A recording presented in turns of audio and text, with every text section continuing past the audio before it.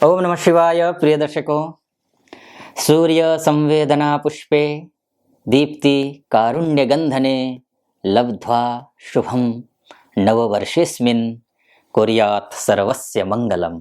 अर्थात जैसे सूर्य प्रकाश देता है, संवेदनशीलता करुणा को जन्म देती है, पुष्प सदैव सुगंधित रहता है, इसी तरह नववर्ष 2024 का हर दिन, हर पल, हर क्षण, हर एक समय, एक एक कण आपके पक्ष में हो, शुभ हो, आपका मंगलमय हो, आप सुखी हो, आप यशस्वी हो, आप विद्यावान हो, आप लक्ष्मीवान हो, आप दीर्घायु हो। बहुत सारी शुभकामना 2024 की। प्रिय दर्शकों, आज हम इस वीडियो में चर्चा करने जा रहे हैं राशि की, उस राशि की जो शनि के ढैया से पीड़ित है, उस राशि की जिसका 2023 किसी तबाही या तूफान से कम नहीं रहा है। शनि की ढैया तो थी ही, इसके साथ साथ में ग्रहों का ऐसा मेल जोल हो गया था 2023 में, जिससे कि ये जो वर्ष था वो आपके लिए किसी अभिशाप से कम नहीं था। लेकिन 2024 का जो वर्ष है आपके लिए, अर्थात कर्क राशि वालों के लिए तोहफे से कम नहीं है। ऐसा मैं क्यों कह रहा हूं, ये पूरा डिटेल में मैं आपको बताऊंगा। लेकिन उससे पहले आपसे एक निवेदन है, आप पहली बार मेरे इस वीडियो को देख रहे हैं तो पूरा वीडियो देखिएगा, मेरी ज्योतिषीय एनालिसिस को देखिए, समझिए। अच्छा लगता है तो चैनल को सब्सक्राइब कर दीजिएगा, वीडियो को लाइक कर दीजिएगा, कमेंट बॉक्स में जाकर के महादेव का भक्त हूँ, नववर्ष महादेव की कृपा आप पर भी बनी रहे, ऐसी मेरी शुभकामना। कमेंट बॉक्स में जाकर 5 बार या 11 बार ओम नमः शिवाय, जो कि महादेव का महामंत्र है, ये जरूर लिख दीजिएगा। अगर मेरा वीडियो आपको अच्छा लगता है तो, मेरा एनालिसिस अच्छा लगता है तो चलिए विषय पर प्रवेश करते हैं। कर्क राशि वालों के लिए, जैसे मैंने कहा, ये जो वर्ष है 2023 का, ये किसी तबाही से कम तो था नहीं। तो ऐसी स्थिति में इस वर्ष मैंने कहा तोहफे से कम नहीं है, तोहफा मिलेगा। अब वो तोहफा क्या है, तो सबसे पहले आपके भाग्य की बात कर लेते हैं कि आपका भाग्य कितना मजबूत है। वो कहते हैं ना, भाग्यम फलति सर्वत्र न च विद्या न च पौरुषम। भाग्य अगर अच्छा हो तो हर एक चीज जीवन में जो चाहते हैं, जो आपकी मनोकामना है, जो मनोवांछित फल आपको मिलेगा, मनोकामना आपकी पूरी होगी। अब वही इस वर्ष हो रहा है। आपका भाग्येश गुरु 1 दिसंबर तक, माफ कीजिए 1 मई तक इसी राशि में है, यानी कि मेष राशि में ही है।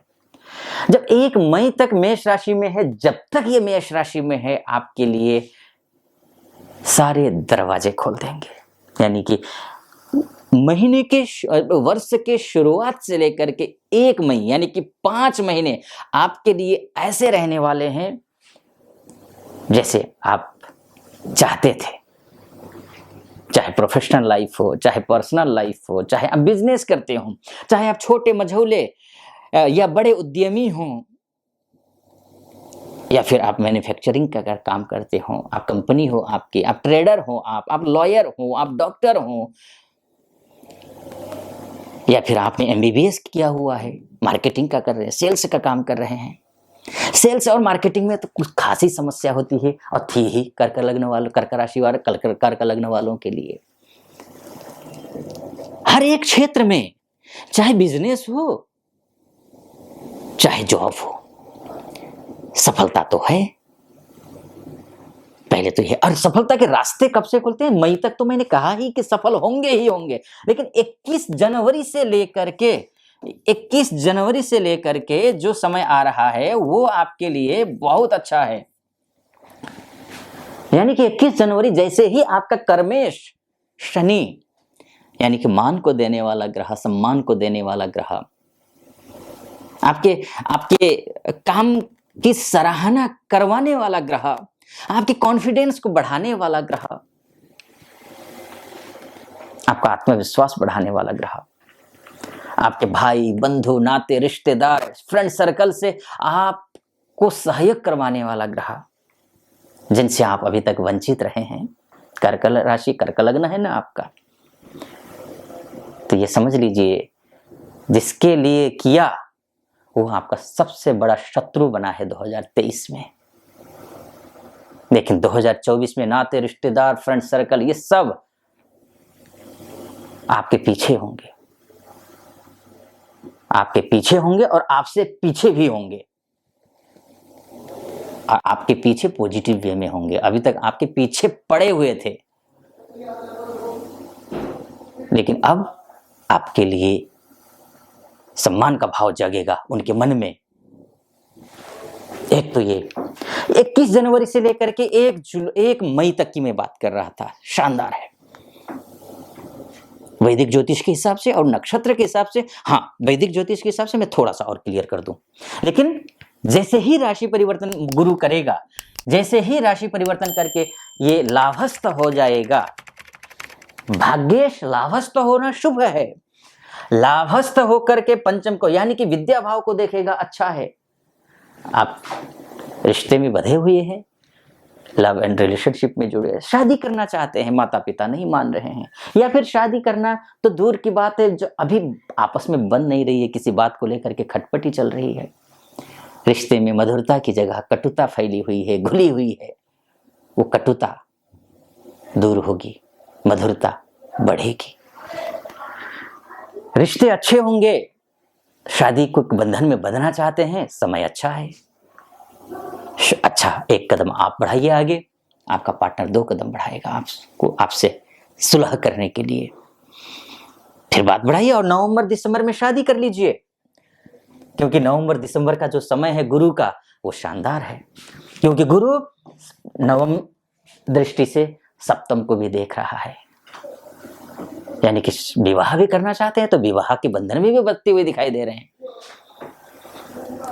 जहां तक बात है स्टूडेंट, विद्यार्थी, तो आपके लिए ये जो समय है ये किसी उपलब्धि से कम नहीं है। इस अपॉर्चुनिटी को आप मिस कभी मत करना। चाहे आप यूपीएससी की तैयारी कर रहे हो, सिविल सर्विसेज की, आप चाहे नेट की तैयारी कर रहे हो, जेआरएफ की तैयारी कर रहे हो, नेट आप जो है अन्य किसी प्रकार की कोई भी तैयारी कर रहे हो, चाहे आप आईलेट्स की तैयारी करके विदेश के लिए आपने जाने की प्रयास कर रहे हैं एजुकेशन वीजा के तहत, उसके लिए भी ये एक अपॉर्चुनिटी है। 2023 से बिल्कुल उलट 100, अगर आपके लग्न कुंडली में date of birth, time of birth और प्लेस ऑफ बर्थ के हिसाब से आपकी लग्न कुंडली बनी होगी, जो उस कुंडली में बृहस्पति अगर नीच का नहीं है, अस्त नहीं है, पाप ग्रह से दृष्ट नहीं है, पाप राशि में बैठा नहीं है, पाप ग्रहों के साथ में युति संबंध नहीं है, नवांश में अच्छा है, त्रिंशांश में अच्छा है, चतुर्थांश में अच्छा है, दशमांश में अगर अच्छा है, तो मैं जो बोल रहा हूं वो 100% आप पर सटीक बैठेगा, 100% सटीक बैठेगा। क्योंकि अभी मैं नक्षत्र के हिसाब से भी आपके समक्ष बातें रखने वाला हूं। अगर मानकर चलिए कि आपका लग्न ही कमजोर है, लग्न ही मृत अवस्था का है, तो संजीवनी भी काम नहीं करेगा। जो मैं फलादेश कर रहा हूं वो आप पर सटीक नहीं बैठेगा, बिल्कुल नहीं बैठेगा।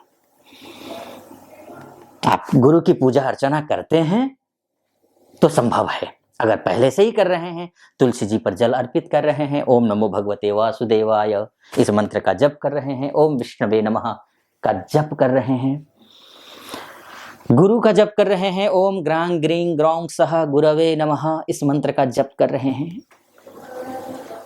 तुलसी जी की पूजा करते हैं, तुलसी जी के आगे धूप बत्ती करते हैं, दीपक जलाते हैं, घी का दीपक, गुरुवार का व्रत करते हैं या फिर एकादशी का व्रत करते हैं, साफ सुथरे रहते हैं, घर रखते हैं, बच्चों अपने से बड़ों का सम्मान करते हैं, माता पिता से झगड़ते नहीं है, से झगड़ते नहीं है, गुरुजनों से स्नेह करते हैं, उनका सम्मान करूंगा कि हाँ आपके लिए भी शुभ होगा, चाहे गुरु खराब ही क्यों ना हो। लेकिन गुरु खराब है और आप ऐसा कुछ करते भी नहीं, अपने रूट से, अपनी संस्कृति से, अपने संस्कारों से जुड़े ही नहीं हैं आप, तो समझ लीजिए कि आपके लिए मेरा फलादेश शुभ नहीं होगा, घटित होगा ही नहीं। तो ऐसी स्थिति में आप पहले अपने गुरु की स्थिति को समझ लीजिएगा। कोई आसपास में कोई अच्छे एस्ट्रोलॉजर हो तो उनसे भी आप परामर्श कर सकते हैं और ये पूछिए दशमांश में, त्रिंशांश में, चतुर्थांश में आपका भाग्येश की पोजीशन क्या है, भाग्येश की स्थिति क्या है। इस बात को आपको समझना होगा, समझिएगा। अगर आसपास में कोई अच्छे एस्ट्रोलॉजर मिलते हैं आप उनसे कंसल्टेशन लीजिए। अगर नहीं मिलते हैं, कभी होता यह है कि आसपास में कैसे अपने पर्सनल बातों को शेयर करें, घर की परिस्थितियों को कैसे किसी से शेयर करें, तो ऐसी स्थिति में नीचे नंबर चल रहा होगा, उस नंबर पे कॉल करके हमारे टीम मेंबर से बात कीजिए, हमारे प्रतिनिधि से बात करें, उनसे बात करके मुझसे ज्योतिषीय परामर्श लेने के लिए आप अपॉइंटमेंट भी ले सकते हैं। टेलीफोनिक परामर्श होगा ये, तो आप इस तरीके से भी कर सकते हैं। अन्यथा आप गुरु की पूजा करना शुरू कर दीजिए। दोनों ही करने की स्थिति में नहीं है तो गुरु की पूजा करना आप शुरू कर दीजिए। एक तो ये है। अब दूसरी बात पे आते हैं। आप नौकरी करते हैं तब तो हमने बताया आपको कि आपका प्रमोशन होने वाला है इस वर्ष में। आप चेंज करना चाहते हैं, जॉब चेंज हो जाएगा, जॉब चेंज हो रही है आपकी। बहुत दिनों से आप इंटरव्यू के लिए आप अप्लाई कर रहे हैं, इंटरव्यू कॉल नहीं आ रही है, हो सकता है इसी अप्रैल मई तक आपको कॉल आ जाए। लेकिन आपको ध्यान रखना है 3 मई से लेकर के 3 जून के बीच में आपको गुरु अस्त रहने वाले हैं। इस बीच में आप अपने रूट से जुड़िए, किसी के साथ गलत मत कीजिए, कोई डिसीजन बिना सोचे समझे मत लीजिए, नहीं तो फंस सकते हैं। फिर 3 जून के बाद जाकर के आपका फिर से अच्छा होने वाला है। 9 अक्टूबर से लेकर के बृहस्पति फिर से वक्री हो रहे हैं और गुरु का वक्री होना शुभ है, अच्छा है। लेकिन हाँ, भाग्येश का वक्री होना उतना अच्छा नहीं होता है। शास्त्र कहता है कि अगर शुभ ग्रह वक्री होते हैं तो लाभ देता है, क्वचित राज्यम क्वचित गुणा, कुछ को राज्य मिलता है, कुछ का गुण अच्छा हो जाता है। राज्य मिलने का तात्पर्य यह है कि आपको सम्मान मिलना। अब नौकरी कर रहे हैं, नौकरी में आपका प्रमोशन होना, बॉस के द्वारा आपका अप्रिशिएट होना, आपके काम का अप्रिशिएट करना किसी के द्वारा। विद्यार्थी हैं तो अच्छे मार्क्स आना, गुरुजनों का प्यार स्नेह मिलना, उनका मार्गदर्शन मिलना, यही है गुरु का। तो गुरु जब वक्री होगा, बड़ों का सम्मान कीजिए।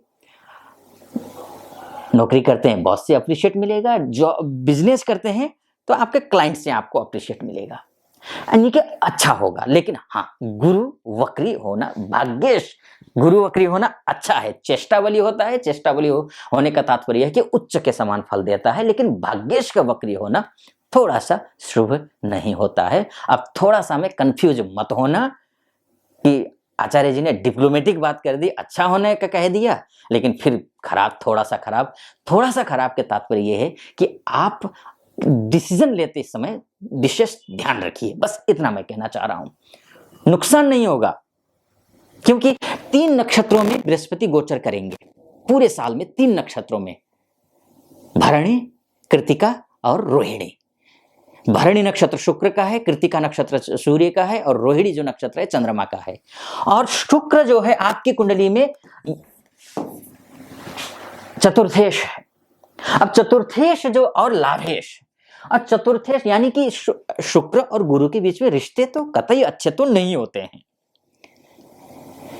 लेकिन आपकी कर्क राशि वालों के लिए ये जो शुक्र के नक्षत्र में जाकर के, यानी कि भरणी नक्षत्र में जाकर के बैठना 16 अप्रैल तक, अभी मैंने कहा था ना आपसे कि 1 मई तक का, जब तक गुरु यहां है तब तक तो अच्छा है ही, चाहे पैसे को लेकर के हो, चाहे बिजनेस, चाहे जॉब, मैं कह चुका हूं आपको। लेकिन इस नक्षत्र ज्योतिष के हिसाब से भी आप घर खरीदने की सोच रहे हो तो भी आपको मिलेगा। आप उसके बाद जाकर के आप गाड़ी खरीदने की सोच रहे हैं तब भी आपको मिलेगा। इष्ट मित्र नाते रिश्तेदार का भी सहयोग मिलेगा, या फिर कोई अच्छा पुण्य का काम करना चाहते हैं वहां भी सहयोग मिलता हुआ दिखाई दे रहा है। कोई पुरानी बीमारी से परेशान है, आपकी दवाइयां घट जाएंगी। ये भी है शुक्र के नक्षत्र में। धन धान्य से परिपूर्ण होंगे, लग्जरी चीजें आपको मिलेंगी, कुछ अच्छा मिलेगा, कुछ अच्छा होगा। इसके बाद जाकर के 16 अप्रैल से लेकर के 12 जून तक का जो समय है वो कृतिका नक्षत्र का है। कृतिका नक्षत्र चंद्रमा का नक्षत्र है, अर्थात आपकी भाग्येश आपके ही नक्षत्र में आकर के बैठेगा। तो फिर तो आप स्पष्ट है ना कि आज जब आप ही के नक्षत्र में भाग्य आकर के बैठ जाए, मान के साक्षात विष्णु आकर के आपके घर में विराजमान हो जाएं, तो लक्ष्मी जी तो आएंगे ही ना। वही स्थिति है आपके लिए। और ये कब तक है? 12 जून तक। 12 जून के बाद फिर रोहिणी नक्षत्र में सूर्य गुरु महाराज चले जाएंगे। और रोहिणी गुरु पर मैं इतना फोकस क्यों कर रहा हूं, एक बात आप समझ रहे होंगे, भाग्य है।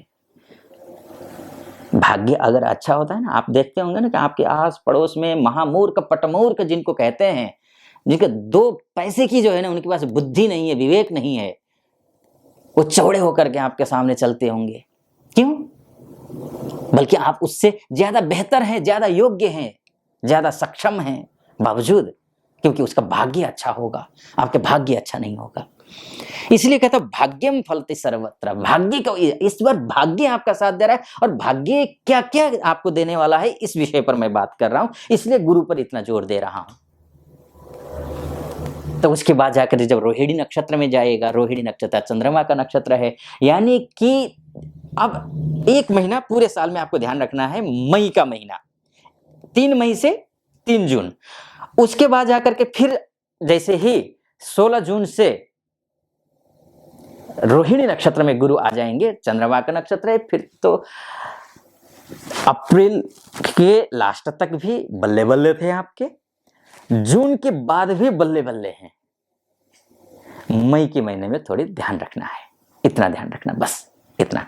शनि की भी बात करना चाह रहा था, बड़ा लंबा हो जाएगा वीडियो, बहुत लंबा वीडियो हो जाएगा। आप भी लंबे वीडियो, बड़े वीडियो देखने के आदि हैं नहीं, कर्क लग्न वाले हैं, कर्क राशि वाले हैं, वैसे ही आप सरकाते रहते हैं, चंद्रमा वाले हैं ना, तो जहां आपको थोड़ा सा मनोरंजन वाला चाहिए होता है। तो खैर मैं ज़्यादा लंबा नहीं करूंगा, इस वीडियो को यहीं पर समाप्त करता हूं। कैसा लगा आपको मेरा विश्लेषण ये? और बहुत कुछ कहना चाहता था, और वीडियो गुरु स्पेशल, गुरु के माध्यम से पूरा साल कैसा रहने वाला है, शनि के माध्यम से पूरा साल कैसा रहने वाला है, राहु केतु के माध्यम से पूरा साल कैसा रहने वाला है, इन सब का विश्लेषण लेकर के मैं आपके समक्ष आऊँगा, बहुत जल्दी आ रहा हूँ। इसलिए चैनल को सब्सक्राइब कर दीजिएगा ताकि आपके पास नोटिफिकेशन आए। अगर अच्छा लगा हो तो कर देना, चैनल मेरा विश्लेषण अच्छा लगा हो तो कर दीजिएगा, और चैनल अच्छा लगा हो तो फिर लाइक भी कर दीजिएगा, और फिर भोलेनाथ का आशीर्वाद लेना तो बिल्कुल मत भूलिएगा। हर हर महादेव या फिर ओम नमः शिवाय 5 बार या 11 बार अवश्य कमेंट बॉक्स में लिख दीजिएगा। फिलहाल अनुमति दीजिए। ओम नमः शिवाय।